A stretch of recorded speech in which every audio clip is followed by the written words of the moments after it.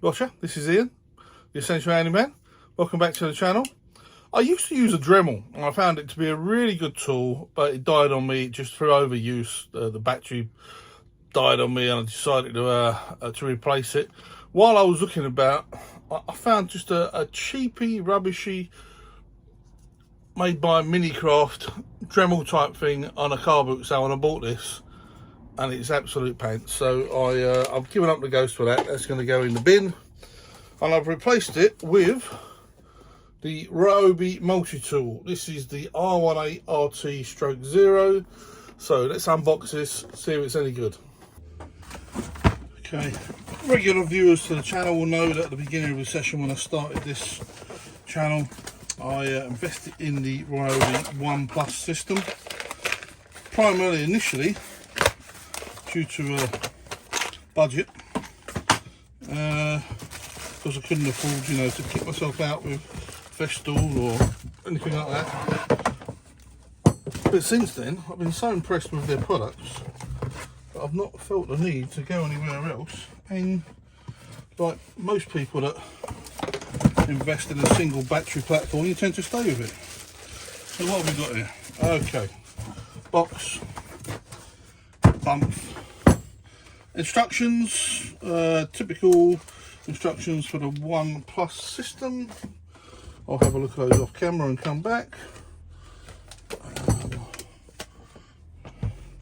We've got the base itself, which is quite a big old unit. It's quite a hefty unit. Feels like it's made of something as well. I like that. Rubberized plastic. Everything feels well made. This is really strong, heavy duty plastic. I like that. Doesn't feel flimsy at all. We've obviously got the slide for the handle to fit in.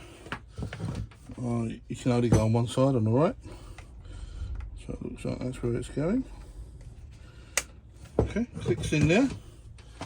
Comes with a very handy, albeit small, accessories patch. What we got here? Okay, we've got a little small amount of jeweler's rouge for polishing up your jewellery, etc. We've got some polishing pads. We've got some cutting wheels, some sanding discs, 2 different sizes of those. Got the little spanner for the arbor, grinding wheels. Got some more arbors and cutting wheels, etc. in there. Grinding. Okay, so we've got a nice little starter set, and I do like. Is this thing gonna close? I do like the little packet comes in. That's pretty snazzy. The only other thing is the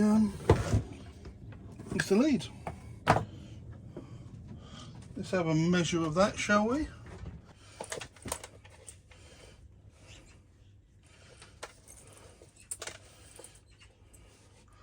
Okay, let's have a measure.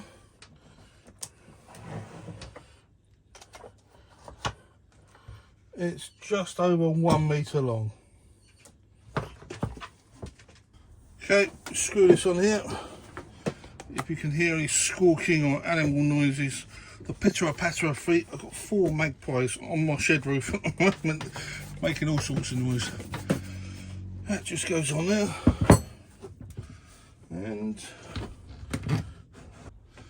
it's adjustable speed, so the minimum speed here is 4,000, going all the way up to 35,000 revs per minute. 35k is a lot, depending on what you're doing with your cutting, what type of material you're cutting, etc. What size bits you're using. This, you will adjust your speed accordingly. It is a standard in the UK 3.2mm collet. In the US and other places in the world, this is a standard 1/8 inch collet. The weight of it is 1.3 kilograms. As I said before, it feels very well made. It feels sturdy but not too heavy. You can secure it to the wall via these 2 holes here, but you can, it's meant to be transportable, so however you choose to use it is up to you. You've got 28 accessories in here, and then a good little starter set This is known as an onboard tool storage station, and the idea is you put your bits and pieces in there ready for easy accessibility. This one over on the right is for the little spanner. So that's quite handy for your most used accessories. Can go in there. Stats report that the runtime for this with a 5 amp hour battery is 87 minutes. That sounds quite a lot to me. Certainly enough for what I'm going to be using it for. So on the handle yourself, you've got a collet there, and this is a spindle lock here. You press this button up, and it locks the spindle, locks the collet, so you can put your attachments in there. You don't need a chucked key like on some of the other Dremel units. Let's see, this is the on off switch. Turn it down to minimum. That's not too noisy at all. Yeah, getting noisier.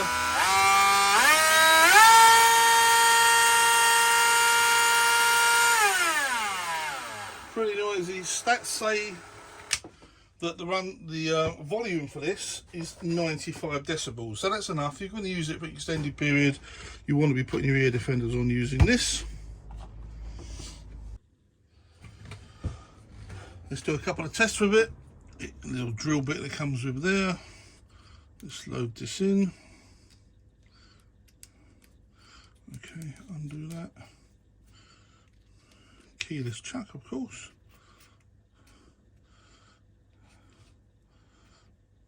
Load that in there. Okay, as with all rotary tools, most important thing is your eye protection.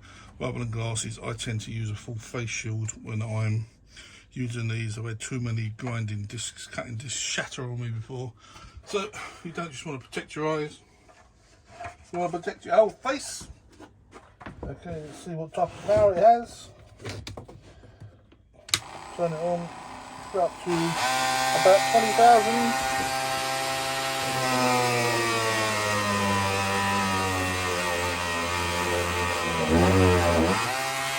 Let's go full power.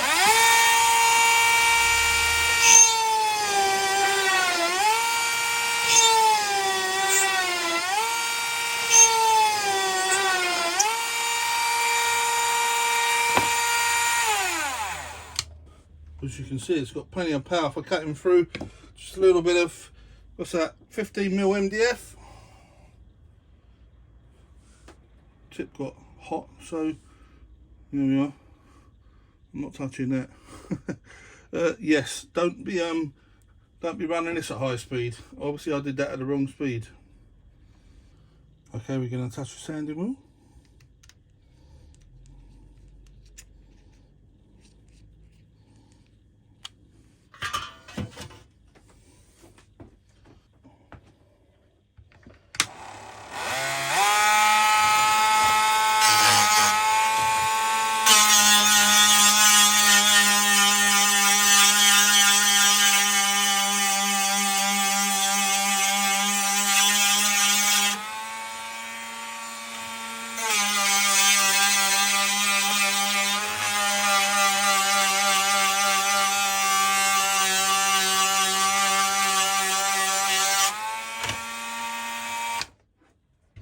Obviously the sanding wheel comes into its own if you've got welds or anything to neaten up, but as far as I'm getting a really rusty old trowel back to some of its former glory, doesn't do too bad a job.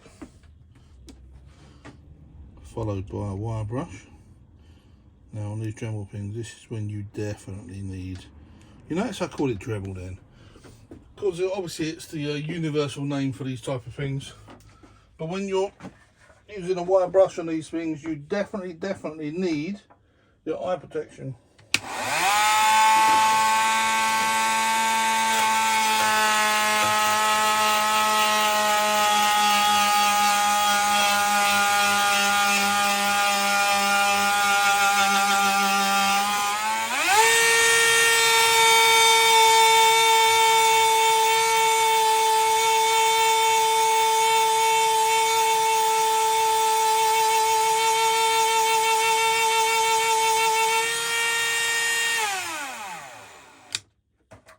Okay, let's have some first thoughts.